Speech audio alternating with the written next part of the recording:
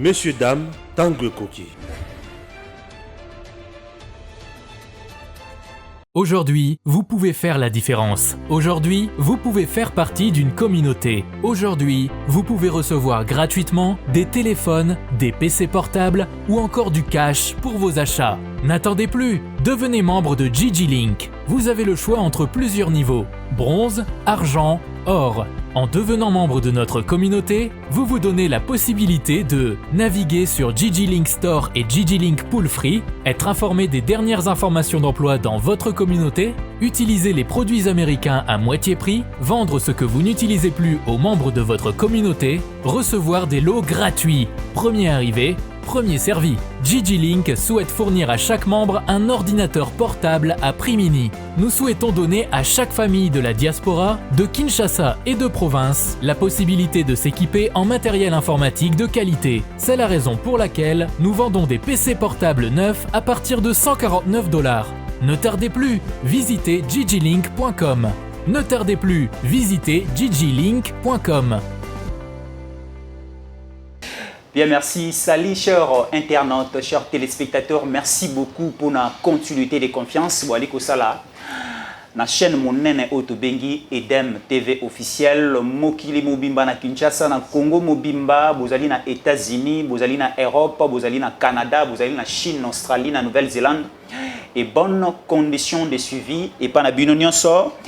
Torolobela actualité politique na République démocratique du Congo, tu es bel et bien na côté est de la République démocratique du Congo avec l'appui du gouvernement, il y a chef de l'État, FRDC na biso bazo continuer à sécuriser mondele kolo de ce côté-là, tout moni week-end de Mobimba, dimanche à lobby, na territoire ya Rutshuru, bande qu'on a vu sur FRDC, ali toujours pour repousser, rebelle ya M23 Libanda, ya mondele kolo, vraiment bravo et nous continuons toujours à soutenir force loyaliste et République démocratique du Congo, maître Beta Mingi Masolo ya ndeko Roger Lumbala. Roger Lumbala, il est congolais de naissance, de père et de mère. Azali est président de l'Ingomba politique Otobengi RCDN, père Azali visionnaire et coordonnateur. Il y a Otobengi base de la République, Azali regroupement politique et Ali Kosangi Saba association, parti politique, puis mouvement de jeunes et belé na kati Otobengi.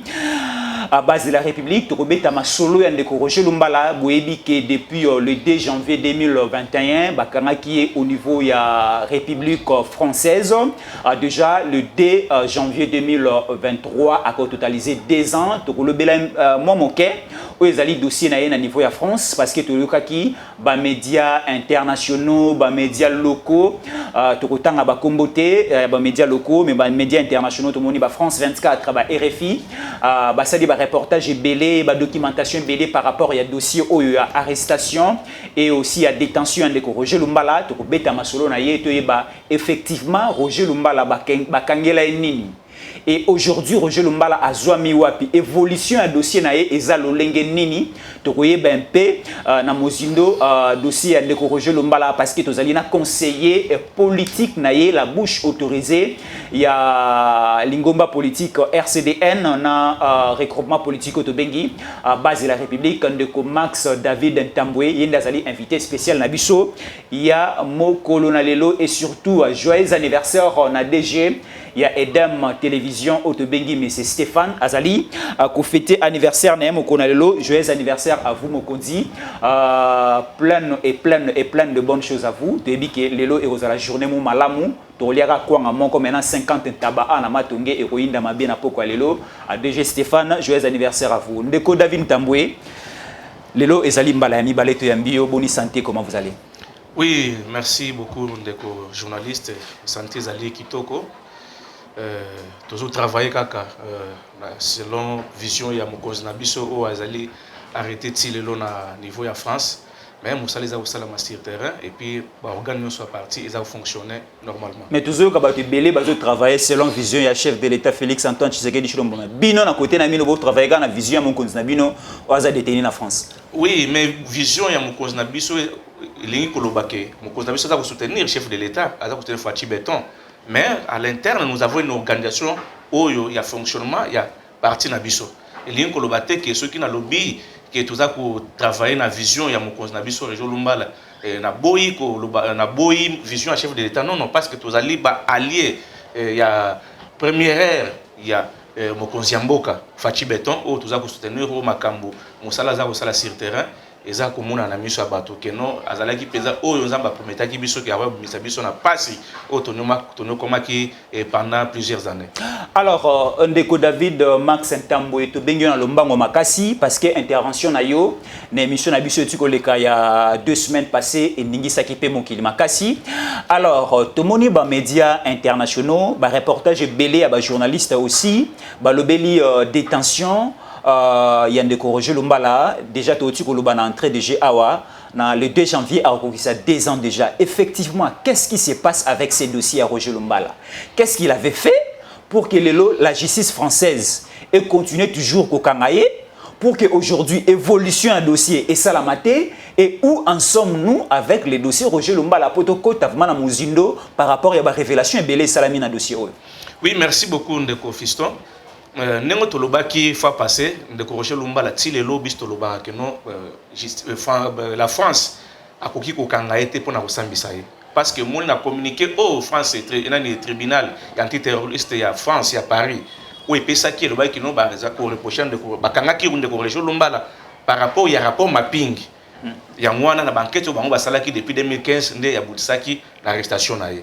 biso tolobaki non ezali na France te ezali na États-Unis te nde batu ifalaki basambisa batu oh même soki nde Roger Lumbala zaki c'était na kati ya rapport mapping mais rapport mapping oh tozako bien ko rapport mapping soki otangi na préambule na ngonde ko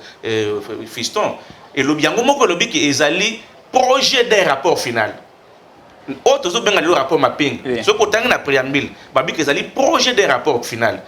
Donc, pourquoi pas bien un projet de rapport final? Parce que le rapport mapping, et comment il a sous-caté, comment il a niveau où il fallait qu'il va procéder à l'arrestation à Batoute. Il fallait qu'il se limite à qui il va passer. Na ici, le gouvernement n'a biso, na comité international, la commission commune, où il fallait qu'il continue l'enquête sur le terrain. Après, pour rétablir la responsabilité. Na simana yango nde Mokonzi Mboka, il fallait qu'il y ait un tribunal international chargé chargé du Congo, le col basalaki na Yougoslavie, le col basalaki na Rwanda. Alors tribunal Rwanda il fallait qu'il s'occupe na batu nyonso oyo balingaki base à la cité na makambo ya rapport mapping. Balobiki attaque communauté internationale, attaque tribunal mosusu. Bakoki ko sambisa batu oyo bakoza la cité makati ya rapport mapping te mais les autres au kamo est-ce que bakoki ko procéder à l'arrestation par rapport ya eloko ba bien que zali projet de rapport na rapport oyo zali provisoire to mituna ki yango to lobakati lelo ke ko kanga ya ndeko Roger Lumbala biso to mona ke zali main noire moko ezali sima ya makambwana bon na lelo ndeko Fiston na mon 2 ans nengo to utaki ko loba awa ndeko Roger Lumbala o azali na prison. Dans ça, que juge même au hasard pour ça l'instruction à dossier. Article 81, il y a procédure pénale. Et 5 na juge à qui construire dossier na charge pe na décharge. Mais si le lo na za ko ebisayo azali ko rejeter comment dirais-je ba élément nyonso il y a décharge aza ko zo yango te aza construire dossier na ekana à charge. Donc aza ko charger kaka de Roger Lumbala. Yango to lobi ezali justice te lelo o ezali injustice et la France azali vraiment na makokite ya kosambisa ndeko admettons ndeko Fiston même ceux qui ezalaki que no ndeko Roger Lumbala il fallait qu'il bakangi pour makambo wana ya rapport mapping mais est-ce que ndeko Roger Lumbala rapport mapping est-ce que azalaki yemo ko moto asalaki rébellion na est toza komona bato ebele oyo bazaki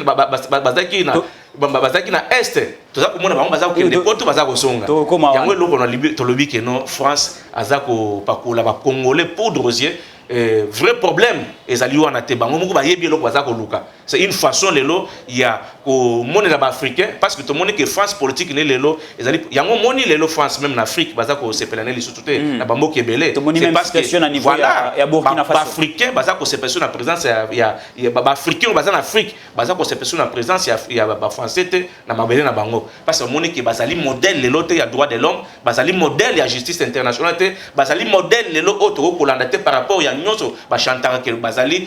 ceux qui modèle par rapport à la justice mondiale. Yango biso toza ko déplorer tilelo par rapport à l'arrestation ya leader na biso au peuple congolais za ko causer là et surtout na makambo za ko leka na est kuna je crois que nos contribution na ezali capital pour na kim ezonga na est place bande ko ça kufa tongo midi poko. Très bien, on est là qui maloba ya ndeko David Max Ntambwe azali a conseiller ya ndeko Roger Lumbala, mais ndeko David Ntambwe tokio a olobi ke juge o yazana dossier ya ndeko Roger Lumbala azo traiter en plus à charge et non à décharge. Alors Toyoki na ba média, toyoki ba article belé bimi ke ndeko Roger Lumbala a cité moi molongo ya bato belé na kati ya dossier o toyoki kombo ya ndeko Jean-Pierre Bemba Gombo ye pazalaki na ye ensemble na niveau est pour la massacre Salamakuna, toyoki kombo ya ndeko Constant Ndima, toyoki kombo ya ndeko Nabiso Mbusa na Mwisi. Est-ce que ndeko Roger Lumbala a commis ko luka plus que koti sabatu pour affaiblir un peu les dossiers pour azwa porte de sortie? Oui, ndeko fiston. Pour na biso RCD1 tous allez surpris en agitation nous tous comme on est là na médias na ba ONG na ba association tous allez surpris to ebi que nous voilà par manque ba preuve parce que mi bango er ba pesa qui communiquer ba bisa ki biso que nous voilà enquête ezali qui menée depuis les 15 enquête na bango bazali ki na ba élément o et permettant qui bango que ba procéder à l'arrestation ya ndeko Roger Lumbala. Alors chose étonnante tout le monde que depuis ba kangié alors ba comme il continue ba enquête. Donc banquette ça continuer les lots pour preuve des ans yangoyo ndeko Roger batikala ko sambisa ete de procès na eto etikala ko samba to ebité so usama na mula nini ozomona c'est pour dire que nous agitation na biso tuzali surprise te ba que non if makamunyo so il faut ça par rapport ya kabal oyo ba mindeli baza commenter contre ba africain surtout mingi ba congolais et ce qui si biso na pona koyoka makambo wana mondo mbazolo ba ke voilà ndeko Roger Lumbala atangi kombo ya Constant Ndima a charger ndeko Jean-Pierre Bemba a charger ndeko Mbusa na Mwisi ndeko fiston we omoni ke lelo oyo pa nenga na uti koloba awa omoni ke lelo balakisi na mokili mobimba ke bazali na ba élément oyo bakoki ko reprocher ndeko Roger Lumbala te bakomi ko parce que ndeko Lumbala na sambité akende ko charger bande connaît par rapport à quoi au contraire aza ko lakisa ba ONG oyo ke bo se trompaki. Oh, boza koluka parce qu'il y a eu une association ba ONG ba sali de façon qui va bien traîner ba congolais la justice ba nuire ba carrière na bango et puis ba sima na bango ezali batu auto za komona lelo baza ko kangaka batu injustement par rapport ya makambo o bango ba éviter yango tolobi nyonso neza ba distraction. Est-ce que Roger Lumbala a cité kombo ya Bemba, kombo ya Constant Ndima, kombo ya ndeko Mbusa na Mwisi? Ndeko Roger Lumbala ko cité kombo na bango te du moment où ye batikala ko sambise na noté. Même bavoka na ye ba défenda ki ye ba cité ki ba komba batu wana te. Ba ko cité ba kombo pour comment na mutu o na ba sambisité. Na uti ko ebiso que le même téléphone ya ndeko Roger Lumbala répertoire na ya téléphone et comme ko servir na ba juge wana abenga ka batu nous tous ba contacter qui biso pote to répondre par rapport ya makamutali de Roger Lumbala ceux qui ba tourner aux questions est-ce que oyebi de Roger Lumbala bozaki ne ce ko lobi ke oyebi olingo le mabe na ye baza ko proposer voyage na France pour que ndeko témoigner kuna mais ceux qui olingo témoigner na bolamu ya de Roger Lumbala baza ko ndimate c'est là où nous disons que non ezali dossier moko ezali flou na kati nango ezali flou tilelo je crois que France ceux qui comme ezali vraiment justice le ko ne pas mi lo ba bazali justice moko modèle na tanyo son de Roger Lumbala ezali na prison bakokaki déjà ko sambisa ye okokondamné mais moni ke lelo oyo baza ko tâtonner bakomi na makambo ya c'est une façon ya proposer ba congolais entre bango na bango moni ke dossier oyo ba bisaki biso ke bakangeli ndeko Roger Lumbala ba moni clair ezali na kati te ba moni ba preuve te yango bakomi ko linga siko ba opposer ndeko Roger Lumbala na ba ndeko na ye mais non biso zo comprendre je crois que même ndeko Jean-Pierre Bemba ndeko Constant Ndima ndeko Mbusa na Mwisi ba yebi makambo o bien ba yebi ba twana comment baza ko fonctionner ba bi ke ndeko Roger Lumbala akoki kotanga bango te akotanga bango po soki atangi bango c'est-à-dire aza ko reconnaître makambo baza ko reprocher yango aza kotanga ba complice non akotanga bango ne ya oko aza ko lakisa batu wana ke o boza ko sa des erreurs boza na kati erreur na mokolo lelo akoki ko répondre makambo wana te biso koma na biso ezali lelo ke batika ndeko Roger Lumbala et puis ndeko Roger Lumbala koma na ezali nini eza ko lakisa batu wana ke no bozali na procédure te bozonga na kati ya procédure et puis o boza ko sala ezali ba montage to lingi justice ezala vraie justice nenga na bisaki yo ndeko fiston biso na RCD1 tozali ba partisan ya justice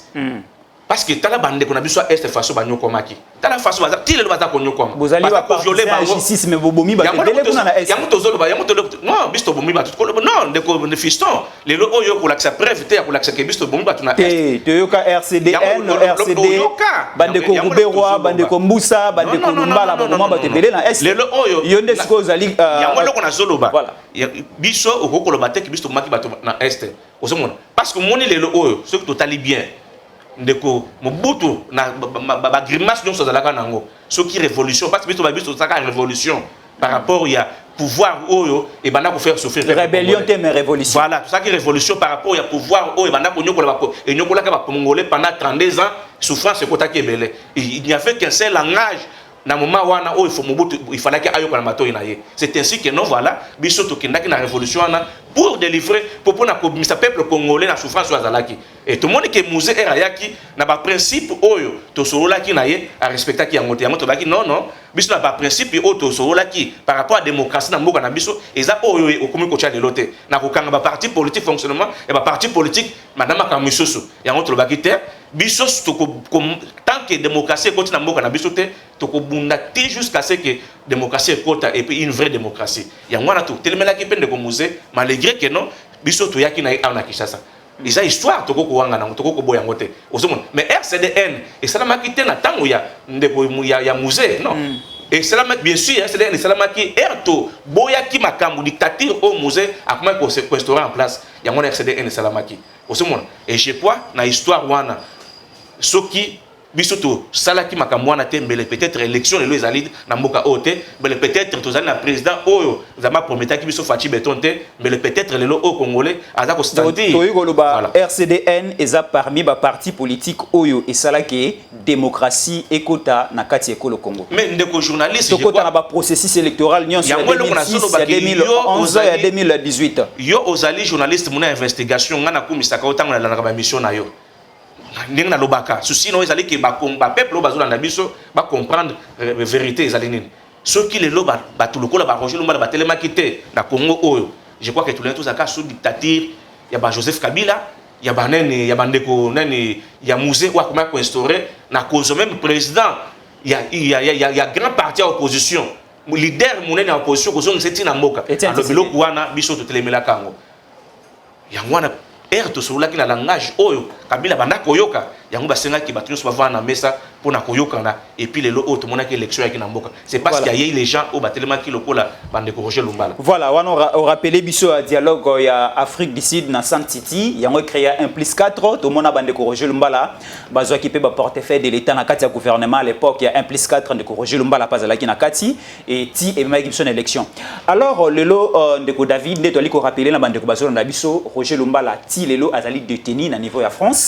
Alors, tozoyo kapé na ba média belé, tozoyo ka ba publication ba article belé que Roger Lumbala à partir ya France ali kolela makasi na kombo ya mokonzi ekolo. Ali kolela makasi na kombo ya famille présidentielle, que famille présidentielle ba kota na dossier, famille présidentielle bazana moi ralenti moko boyé, bazoko kabma ko s'impliquer à 100% et pourquoi aujourd'hui de Roger Lumbala azo s'accrocher plus na famille présidentielle or yé bino parti bo ali koloba kazali innocent. Non, ndeko le fiston peut-être au landa kinga malamuté biso totikala kolobate ke ndeko Roger Lumbala azali innocent totikala pe kolobate ke ndeko Roger Lumbala azali coupable parce que biso azali justice ndeko yebisa biso soki ndeko Roger Lumbala soki ba kokanga ye na procédure normale non par rapport à ba preuve na bino bosali na yango non jusqu'à ce moment biso za koloba ke procédure ezali respecter il pas la France ni aux États-Unis moi encore même ba pays nyonso ya monde bakende ko sambisa batu oyo bakozala cité na kati ya rapport mapping na kuti ko yebiso rapport mapping yango moko lo baki ke chaque jour ndeko fiston oza koyoka ba docteur Mukwende toza koyoka même dernièrement c'était nani président biso Sénat ba ONG président biso Sénat pa oti ko senga ke non ba ça le président de la République a créé tribunal wana oyo ko sambisa batu oyo basala ki makambo na est il n'y a que tribunal wana mutu il fallait que esambisa batu nyonso bakozala cité na kati ya rapport mapping. Et puis, dans le rapport mapping, na outil ko loba ko rappeler au ressources que na préambule nango et lobaki que ezali projet de rapport final. Na mukora lelo est pas ko kanga mutu, ba ko procéder na arrestation mutu par rapport à un projet de rapport. Ya moto lobi que était donc eloko wana ezali arrestation moko ezali arbitraire. Ce qui est l'enquête comme Akitina Souka et il a quitté que ndeko Roger Lumbala ça pour faire partie na batu oyo basala ki makamwana et justice est juillet même ce qui la kisi bongo mais il faut ensemble na ko samande to koyeba batu ba mukile koyeba batu ba koyeba kende ko Roger Lumbala azali coupable to azali azali non ndeko Max Tavin Tambwe bandeko bazolanda biso bazali na besoin bayeba est-ce que ndeko Roger Lumbala azotanga kombo ya chef de l'État et de sa famille pour une intervention dans le dossier parce que pendant que Mokil Mobimba Roger Lumbala na prison et Sikazali ali kolela na kombo Fachi ali kolela na kombo Mama Marthe ali kolela na kombo famille Tshisekedi a soutenu Etienne Tshisekedi en 2011 a tambola na Kasai Mobimba a PC télévision na RLTV et c'est la campagne électorale ya monde ezongisa chaleur wana Sphinx ya limité na kata Kisasa na kati ya Congo mais comment aujourd'hui chef de l'État oyo ko abandonner ndeko Roger Lumbala yango ndeko Fiston na otako yebisa OK biso ngai surtout ba spéculation ali ngakota mingi na kati na ngote ndeko Roger Lumbala na habité na place azali alela ki epa nani pote mokonzi mboka ke ndeko ta kati ya dossier na ye même biso ba nani parti politique ya ndeko Roger Lumbala oui c'est notre souhait à ce que le président de la République en tant que papa ya ba congolais nyonso en tant que chef de l'État parce que oh bakanga ali congolais na communiqué au tribunal de France pesaki balobaki bien que un sujet congolais ne akangami kuna na kombo ya ndeko Roger Lumbala mais chef de l'État azali président na biso azali papa ya ba congolais nyonso na isika nyonso congolais azali inquiété na injustice moko boye je crois que mokonzi mboka akotelema pona ko défendre congolais wana parce que yende aza bouclier ya ba congolais nyonso na makambo oyo koko yela bango libanda ya na sens wana biso toza ko sen chaque jour RCDN mais base de la République ils ont conseillé que mokonzi mboka gouvernement na biso s'est impliqué parce que moni que ndeko Roger tolobi que ndeko Roger Lumbala azaka arrêté arbitrairement ils allaient na France tende mutuka ko kanga ndeko Roger Lumbala par rapport ya o baza ko reprocher même ceux qui jusque là ils ont comment to éviter ceux qui allaient vérité ceux qui allaient lokuta parce qu'il n'y a que la justice mutu ekoloba ke non makambo o baza ko reprocher ils ya solo to ils allaient lokuta ya ngwana chaque jour na ça ko retirer même appel wana sur na chef de l'État na gouvernement na biso na ba ONG nyonso ya droit de l'homme de façon qui va s'impliquer pour na kosenga libération ya ndeko Roger Lumbala je crois que ndeko Roger Lumbala place azali na téléphone te ndeko place ndeko Roger Lumbala azali na habité soki azali na moyen moko o ya se communiquer na ba to ba mais bino bosolola kana ye bolibi kazali na téléphone te ndengeni yango le to zoloba soki to solola kana ndeko Roger Lumbala ndeko Roger Lumbala azana batu na yiko azana ba canal azana canal nini oh bakoza ba spécial peut-être que asona madame nae parce que mutu bako privé liberté nyonso même ya kozanga sokona madame nae te bakolo bakasola tana ba avocat nae mais ce qui lelo ya sola kana ba avocat nae asola ka peut-être mona mwasi nae à travers moi ça ko pesa biso mbote à travers moi si nae ako pesa biso pe comment est-ce que bako azo diriger parti place parce que azali condamné te jusqu'à azali condamné te azali président en fonction parce que pas na biso na parti na biso pour oser la sous président il faut la condamner à ce moment là congrès ko se réunir pour na ko désigner président mususu oyo a conduire parti mais pour le moment en tant qu'azana mandat nae même bisika azali azako diriger parti na canal ya communication na akoko diriger parti akoko pesa mort d'ordre par rapport à parti politique nae mais elingi ko lobate que le oyo ndeko Roger Lumbala kenda ki soki api pona ko non na bisika au moins na canal ya communication on ndeko Roger Lumbala na façon ezali canal wana alela ki pona komba chef de l'État yango na façon bato bazako na yoki ba message wana parce que ndeko Roger Lumbala na makambo oyo ba juriste ba bakaso ba trafic d'influence ya ko bon c'est ce qui est vrai ndeko Roger Lumbala to na sens normal parce que ngana tikala koyoka bisika ndeko Roger Lumbala lela ki te pona ko senga famille présidentielle et ko ta dossier na ye mais biso parti na ye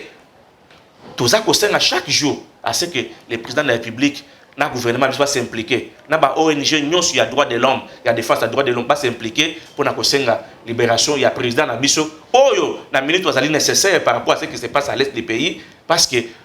ndeko Fiston ndeko Roger Lumbala il n'est plus à présenter azali mutu oyo azali na connaissance et belé par rapport au isolé kana est mboka na biso azali aza mutu oyo lelo soki azali pembe na chef de l'État akoko ba kisamwa maele na ye na o ezako na au chef d'État azanango pour être kimia ezonga na est moi je crois c'est pas aussi parmi ba raison o biso ba cause l'une des raisons oyo ba tuana sachant que bazolinga ba tcha mboka na biso na bulu yeke bazolinga ba tcha mboka na biso na moto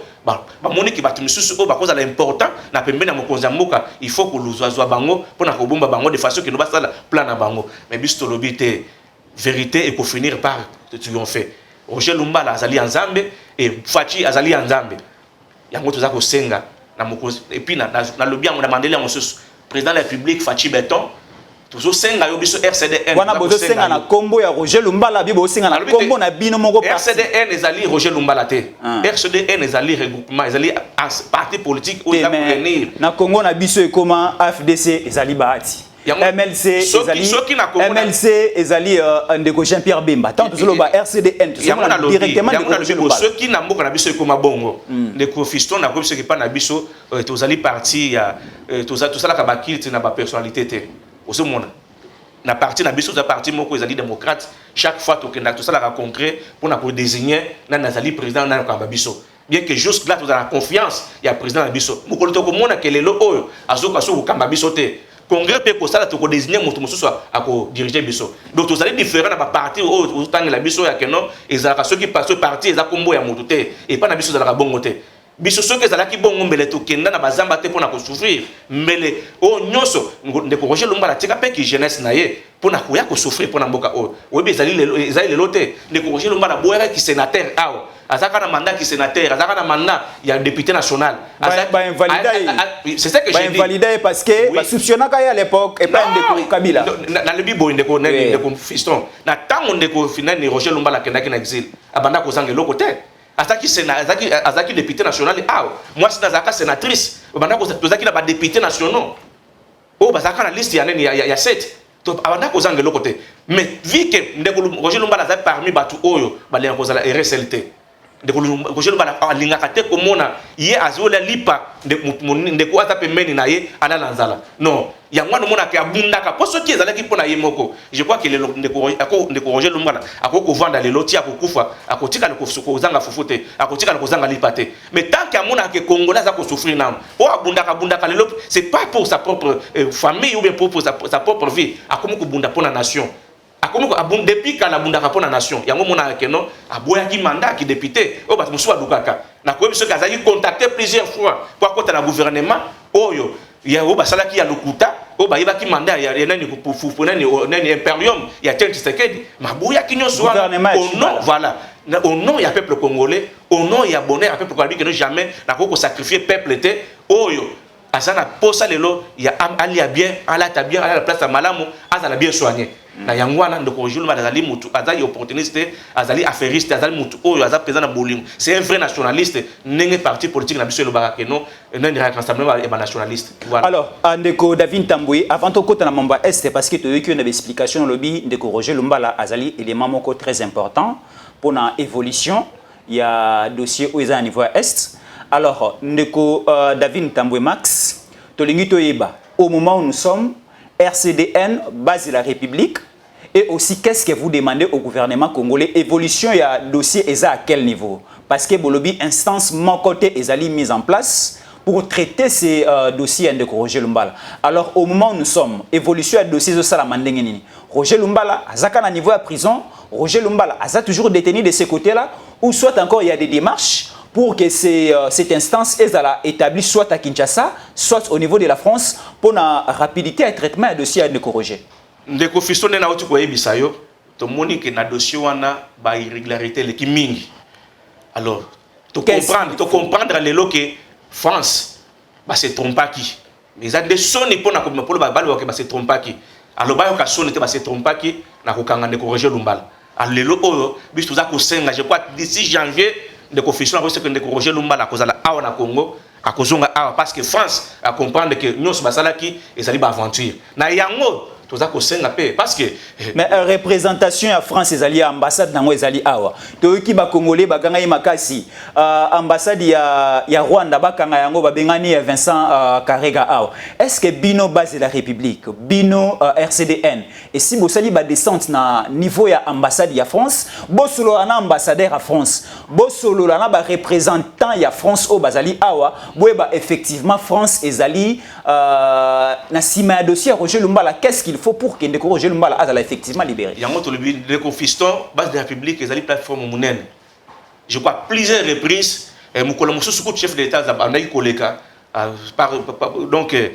akutaki biso liboso ya doit aller abanda koleka mais biso banda ko se retrouver dans l'ambassade de France à plusieurs fois to saliba sitting liboso ambassade de France pour réclamer la libération ya Ndeko Roger Lumbala oyo justice na bango ezako bomba to yibitina te ti lelo to yibitina te yango tozo balelo 2 ans c'est toi to lingi que d'ici décembre au tozo kota ti début janvier Ndeko Roger Lumbala azunga France atika Ndeko Roger Lumbala aya ko servir mboka na ye aya ko contribuer pour te kimia ezonga na est na biso parce que azali élément majeur na makambo ezoleka na est kuna azana mwa contribution oya ko pesa lelo et puis kimia ezongi na est kuna. Alors au lobby a Ndeko Roger Lumbala azali na contribution na pour na mazali koleka na est mais tout le monde na week-end passé Ndeko Olengankoi a salimo ba descente na ba parti politique pe a approché ba leader politique et belé entre autres Ndeko Fayulu ali ko so na ba leader politique pour un rapprochement moko boya ba leader wana ya opposition ya majorité ba so na chef de l'état sur une même table ba effectivement ni ne ba ko en place pour na ko silisa insécurité on a na niveau est to moni Ndeko Fayulu aza plus mutu ya Grand Bandundu mais tant yo zali ko lobaki Ndeko Roger Lumbala azali pe na un mot à dire azali na stratégie moko yo ko pesa makanisi o ba yo ko tia en place pour na kimia ezonga na est mais aujourd'hui azali absent na mboka bino parti politique na vous allez sur place makanisi na bino lecture na bino proposition na bino pour na maizali ko leka na est et ko ko zala ndengeni est-ce que bino pe vous allez les bienvenus na kuta na mokonzi ya mboka bo vanda table moko na Fayulu bo vanda table moko na Ndeko Joseph Kabila bo vanda table moko Ndeko Moïse Katumbi bo solo là bo pesa pe makanisi na bino boyeba qu'est-ce qu'il faut pour que maizali koleka na STC la trop c'est trop Ndeko Fiston ngai vraiment ba politicien belé na mona ba koma na suka carrière na bango ba koma ko sala ba comédie net inani ba koma ko sala ba comédie na politique ozomona du moment où tozana ba sai baza ko recruter tozana ba iso baza ko recruter je crois que ba to belé place na bango za na politique te il fallait que pas que na kota ba bisika o est-ce que Ndeko Fiston lelo oyo pour na kopesa makanisi na mokonzi ya mboka par rapport à ce qui se passe à l'est pour na kopesa solution ko proposition que nous voilà nga na ba élément oyo na za na ngo pour na solution ya oyo na est il faut seulement organiser dialogue congolais alukaka kaka profita kaka na moi situation moko boye pour être akende ko senga partage ya pouvoir pendant tout ça Ndeko Tshisekedi ye moko po akabwana Ndeko Kabila na FCC cash ye moko pas asinga ki dialogue consultation bandeko bakenda ikuna a consulter bango eza sous forme ka dialogue yango to lobi boye ce qui Ndeko Olengankoi a proposé pe dialogue ezali mabe to za ko se comprendre Ndeko Fiston na tikelo maloba to za ko se comprendre yango na lobi boye au moins ce qui Ndeko président de la République à cette concertation. Oui, c'était par rapport à la situation politique et par rapport aussi à la guerre à Est. Et bah tout le monde sur Kendaki. Je vois tout le monde à Kendaki kuna. Bon, na évité ce parce qu'il y a aussi des soi-disant partis politiques, bah au parti politique mais au Tamboula, au moins le monde siège na bangote, au tika le monde ata secrétaire général à parti te au monde amino bakata parti, mo kata parti politique ata CG azam membre azam nyonso. Mais il y a mon aïlo na zolo ba awa. Pour na organisation ils a comme bien un parti politique. Je vois qu'il y a une concertation au Mozambique. Il n'y a pas 3 ans. Et c'est là qui par rapport à la situation politique, en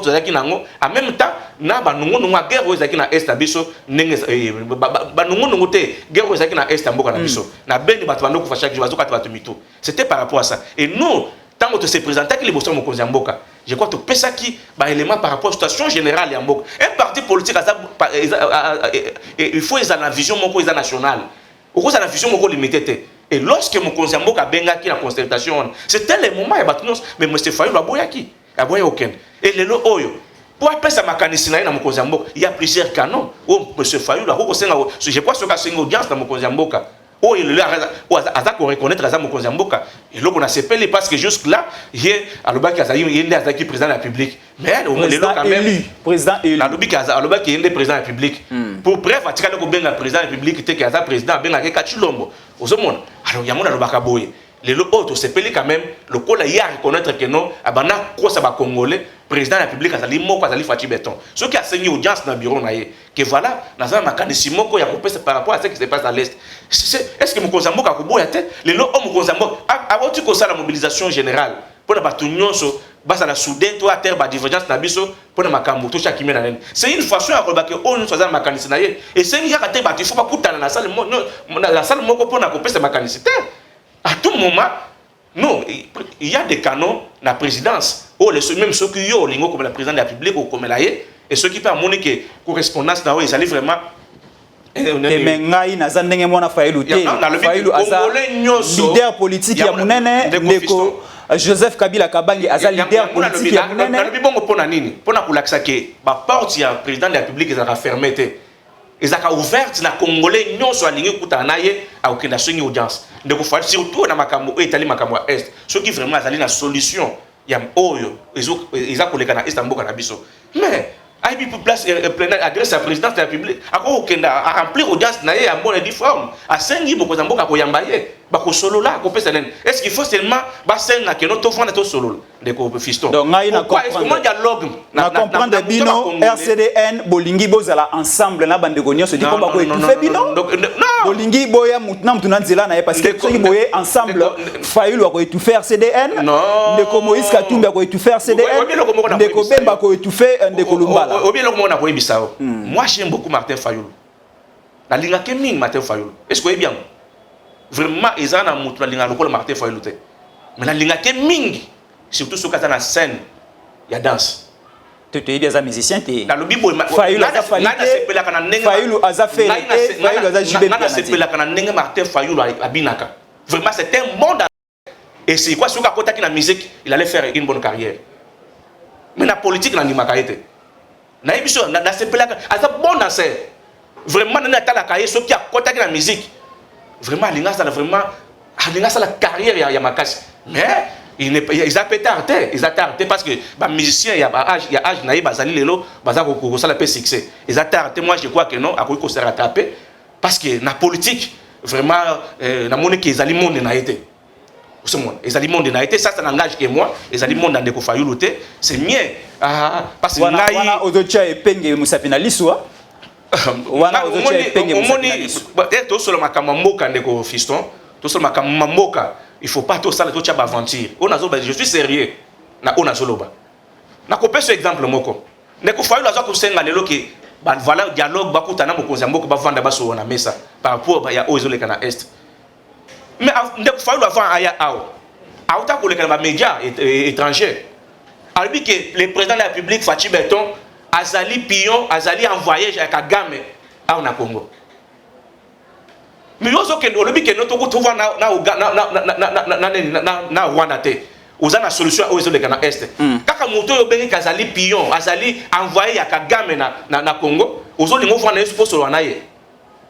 mais moto so kazali envoyé à Kagame ba stratégie ko pesa ye akomela ngoso wa Kagame ako détruire mboka pour dire que non il n'a jamais été cohérent na ba makambo na ye ozomo le loko taso kamwa ndeko Fayulu azolinga rencontrer chef de l'état nazo kam ndeko fiston na ngwa monaki te metandi olenga nkoya Amelisie Libele olenga nkoya Bondeli andimi kokutana na Fachi ndeko président c'est une chose à encourager publiquement na ebité soki elojuana président mo patikala ko sala ngona mboka na biso Martin Fayulu soldat du peuple wana za ko prêter serment abenda yaka tout ça la musala tout servir mboka mais ndeko Fayulu asepela aboyaka arejitaka neni wana na ebité soki président moko atikala ko sala éloge na mutu na mboka na combien de fois ndeko Kabila abenga ndeko Etienne Tshisekedi ayaba travailler ndeko Etienne Tshisekedi aboya yango le nazolo baboye kasi ana lobité c'est de la même manière donc aujourd'hui bino pe il faut bondima ndeko il faut bondima liti ya ndeko Fayulu ndeko fiston azotambola na trace ya Etienne Tshisekedi Etienne Tshisekedi babenga ya pa ndeko Kabila à plusieurs reprises aboya ndeko fiston parce que le loko aliko accepter Fachi abenga ndeko Fayulu to ebi mboka na biso ndenge fonctionnaka yango to bundaka mingi yango to soutenir chef de l'état parce qu'il y a zobunda mingi pour na changer mentalité ya ba congolais et loko Kabila rataka mais Fachi aza ko bunda mingi lelo oyo kola kisanga yi preuve mon côté oyo Kabila alobaki que no ba fa na président Etienne Basolo abenga na Saint City aboya a rejeté appel ozaki na preuve yango epesa entrée yango to lobi boye na lobby au moins to moni Fachi président de la République a commis un Congolais a bengi soldat du peuple Martin Fayulu mon frère vraiment loboko na ngai yango ya kato sala musala ensemble Fayulu ayebisi ko zali président bon tous eza problème te eza makambo ndenge eza mais lelo oyo tu ko yebiso ka to zonga kana ona tu ko yebisa yo ndeko fiston au moins to lingi to sala débat ebele par rapport à ça te soki ndeko nani Fayulu azali na ba élément par rapport à ce qui se passe à l'est je crois que non ayebi adresse ya bureau président akoki kokende asengi audience bakutani apesi bana na wana eza ko senga te ki batu basa soki paye parti mususu biso to kenda ki te bayambaki biso pour bref ndeko fiston basala concertation bayambaki batu nyonso na sali moko te ezalaki batu na batu bazaki na tour na bango boye bosona che mokoza yambi bino bopesi nani comment proposition na bino bopesi ko nani comment vision cahier de charge na bino vision na bino par rapport à ce qui se passe dans le pays ezalaki dialogue te osomona mais les attentes les lots concertation les attentes ko kende pe lelo abiki non en tout cas ngana zaki na retard lelo na sepeli quand même na rencontrer pour na mone ki bande ko ngana est na zaki na za élément moko na za bomba o il faut na pesa yo ensemble to bunda po kimiezo parce que ba o bazu ko fona na est ndeko ce que vous allez penser vrai congolais vous allez vrai congolais okoko ni mateke lelo o za na solution moko po na kimiezo na est o biki na ko pesa ngote ce que to vandité c'est ko lingi pesa o lingi kenda ko na bino zika au moment où vous avez une solution à pesa au lieu de sauver la nomboka makamsu sima on dit que tant que tu vends ton solo tu n'as pas pesa te est-ce que vous allez vraiment nationaliste vous allez un patriotique alors patriotiste patriotiste pour ndeko Max David Tamboué ceux qui comprendre malamu bino bozo favoriser plus dialogue na Kenya tamutazo talibanda mais vous banalisez dialogue en interne avec des opposants na bata majorité ba solo l'ensemble biso le biboé dialogue avec quel cahier de charge avec quel soubassement dialogue poto solo ba solo nini bo solo la botia maele nion sont en place lumbala ayana oyayi Fayulu ayana oyayi muzito ayana oyayi ensemble chef de l'état a dit que ça appelle à mobilisation générale on est lelo na komi ko sepela mbingi na ndeko muzito bien que tous avana ba moi divergence d'idées mais na komi ko mona que akomi kozonga akomi kolakisa bolingo na epona Congo parce que na moment oyo ndeko fiston ezali moment te oyo tokoluka makambo ekokabola biso te okoko tutoko lingo sauver ndeko na yo sauver mboka na yo okoko tia condition te surtout monique linge noyer ezali okolo zana kati ya masuwa linge noyer ozala possibilité ko sauver ba masuwa wana obi ke soki mpona sauver masuwa oyo bolo basoko bokufutanga mbongo ta otie condition moko boye non au cha condition tant que ça patriote au ta condition il faut sauver na mboka ou sauver na masuwa après néo na simolobi que nous voilà musana salaki na zaki na idée bato ko kotala siko par rapport ya osali mais au baza ko toyebi ba congolais ne ba raisonnaka toyebi façon na bango o ba se comportaka na makambo tali dialogue biso tozali dialogue na moment partage pouvoir to dialogue na moment oyo vraiment ceux qui vraiment toza ba vrai congolais na monetina na ngote mais soki mutu mais bino RCDN boganga ki a lumbala akoma ministre de la défense dialogue ko pesa bino pe canal d'entrée non bo ali ko boya dialogue pourquoi ndeko fiston bosenga ki a lumbala ABS très bien lumbala zo maîtriser sécurité zo maîtriser défense ba pesa RCDN ministère à défense ko le bozali ko boya dialogue pour la chef de l'état azo ba collaborateur na ye il faut ça la dialogue pour ba collaborateur non il y a ezana mutu moko ta zali informer na mboka oyo pour le chef de l'état zate. Donc les lots ceux qui ont se choisir ba collaborateur na ye il faut ça la dialogue ne a ba collaborateur na ye bien que n'est pas objectif à parti politique nyonso et ça la cause pouvoir peut conserver yango oui pouvoir il y a un collaborateur qui okoma mo konzi mboka pouvoir ata aux chef d'avenir les pouvoir aux hommes pouvoir ceux qui il y a un collaborateur que non il faut comme président sénat okoma président assemblée nationale non pouvoir ils à niveau nyonso c'est normal, les bichons na RCDN. Tout le calelo que nous voilà, non seulement le président RCDN, mais le cadre de la RCDN va se retrouver, tous va pouvoir pour appliquer vision na bichon par rapport à Congo. Est-ce que ma paix salut ce que tu souhaitais les lots que non Roger Lumbala, ce que tu souhaitais les lots, bande comme sous ba cadre monsieur RCDN que nous voilà, ba soit pouvoir. Bino boya na nini ya sika na OEC Salama. Na OEC ali ko sala, boya na nini ya sika. Ndeko fiston, yango elo tozoloba, tozala ceux qui au s'appelle la émission mususu que tout le bilana sur projet na biso par rapport il y a Congo projet de société na biso je crois que non benga na émission to beta masolo sur tous les plans ou iba vision na biso de la kanini pour na mboka na biso mais yango na uti ko yibiso awa pouvoir ezali kaka te keno ozalaka mokonzi ya mboka ndeko fiston lelo oso ki batio bourgmestre ata ya commune moko soki ozali vraiment patriote ya solo ozali nationaliste ya solo okoservir mboka na yo okoyiba te bakomona pe commune ekoma exemplaire nandimi te bino base la république burundima kozwa commune ya Selemba na lobi bona pesa exemple ya koloba keno congolais oalingi mboka na ye bino ba parti politique ya lelo nandimi te ke so bapesi yo commune ya bumbo burundima kogere yango na lobi boye yo kolinga mingo ke na hôtel du gouvernement na lobi bonde ko fiston na bi ko congolais bisika nyonso azali waza akoki ifas oalingi mboka na ye akoko servir mboka na ye soki aza vraiment vrai nationaliste vrai patriote à servir mboka na ye na bolingo na mboka na ye à moins que azala mutu moko azali aventurier azali mutu moko azali opportuniste et affairiste ozomona mutu aza ko luka pouvoir pour se servir et puis servir ba ya libota na ye mais mutu azana intérêt général azana vision générale pour ce pays je crois que non aza ko bunda pour na congolais nyonso se retrouver pour na congolais nyonso azala les sentir vraiment que non azai pa na ye parce que ces pays zamba pesi biso yango ezana richesse ebele ezali mboka oza ko appartenir na congolais nyonso et congolais nyonso faut ajouir na richesse nyonso ezana kati ya mboka oyo yango biso toloba que non ezali mabetende ko fiston tozali ceux qui toloba lelo que non voilà de Roger Lumbala azwa ministère de Roger pourquoi pas comme président de la République et ça sur na biso de façon que toi appliquer pe vision na biso mais pour le moment tu as soutenir vision chef de l'état au to monique et ça ko tambola de père na vision na biso tu as simanaye pour na ko soutenir ye na yango de tu as ko senga mboka de façon que a s'impliquer personnellement base de la publique RCD1 des a ko senga a s'impliquer personnellement na gouvernement na biso de façon que non ba arracher libération yandeko Roger Lumbala azonga awa a ko servir mboka na ye parce que Congolais, ça n'a pas ça à servir bango. Voilà. Très bien. On est à la Max David Ntamboye pour rappel, Azali conseiller politique, il y a Roger Lumbala, mais également Azali cadre, il y a base de la République et aussi Azali cadre, il y a Otto Bengi, RCDN, parti politique, il y a Roger Lumbala. RCDN, c'est encore quoi? Rassemblement des Congolais démocrates. Nationaliste. Voilà, on est allé l'ingomba politique, il y a Roger Lumbala. Oyo Kino Lelo Azali au niveau de la capitale, au niveau de Paris, hein, au niveau de Paris en prison,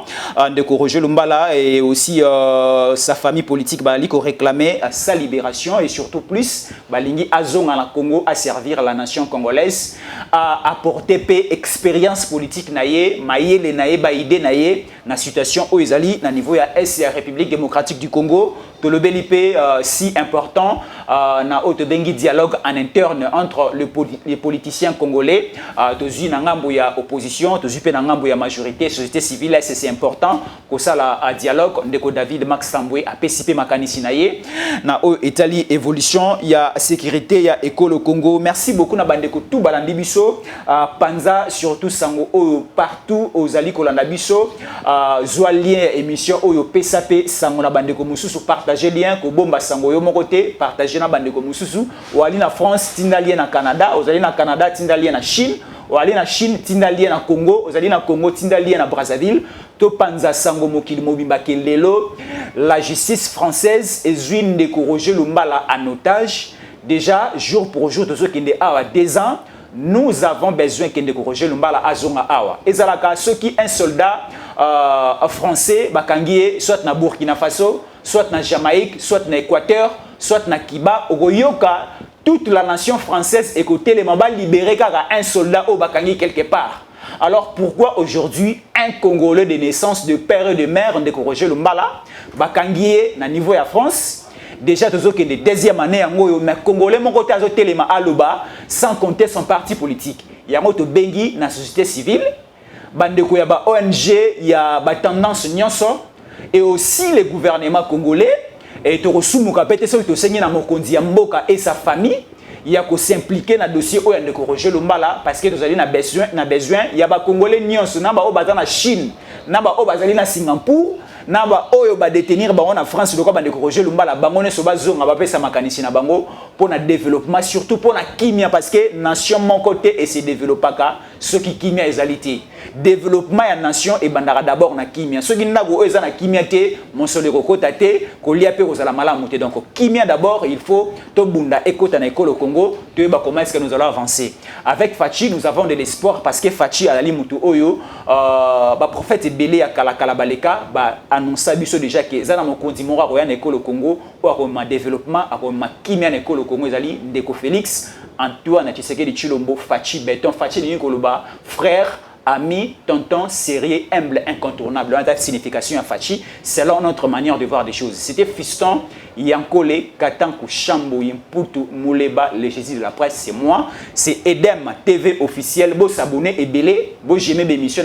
beau partager surtout et beau s'abonner encore très massivement et au salabiso malamu. Toi, Ali Kozonga, dans quelques heures et surtout, restez-nous toujours fidèles. Messieurs, dames, Tanguy Koki.